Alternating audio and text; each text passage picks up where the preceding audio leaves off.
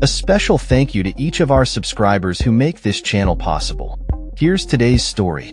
As November approaches, voters in Arizona and Massachusetts are gearing up to make significant decisions regarding the compensation of tipped workers, including servers, bartenders, and bellhops.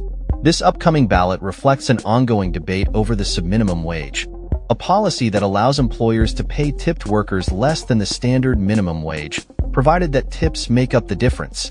Mel Nichols, a 37-year-old bartender from Phoenix, Arizona, shares her experience.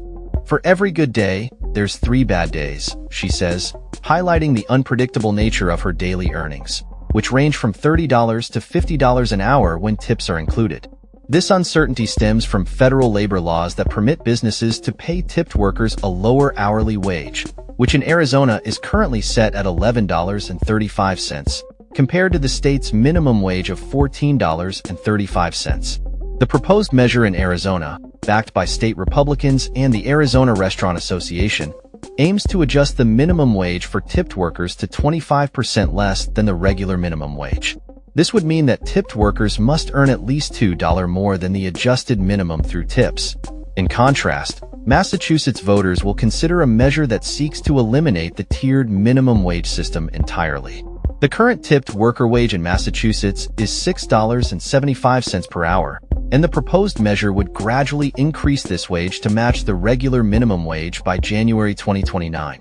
This initiative is championed by One Fair Wage, a non-profit organization advocating for an end to the subminimum wage. If approved, Massachusetts would join a growing list of states that have adopted a single minimum wage for all workers. The issue of tipped wages is not isolated to Arizona and Massachusetts. Other states are also facing similar measures.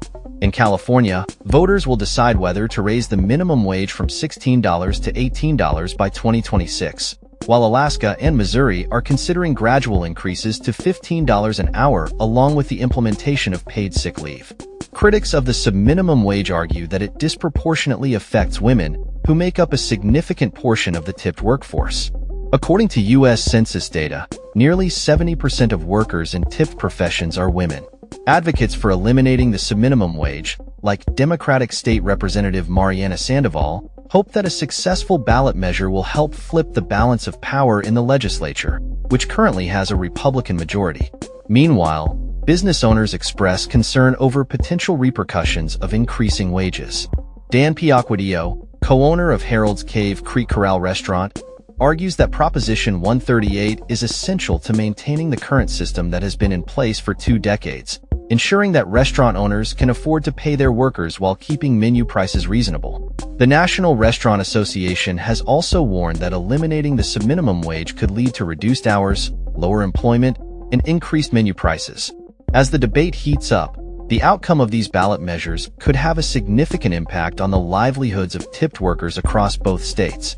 With the potential for policy shifts in wage structures, the voices of workers like Mel Nichols and Lindsay Ruck will be crucial in shaping the future of tipped wages in America.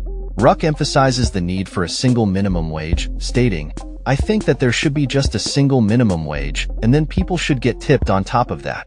As November draws near, both sides of the debate are mobilizing to influence voters, with the outcome likely to resonate far beyond Arizona and Massachusetts, potentially setting a precedent for other states grappling with similar issues.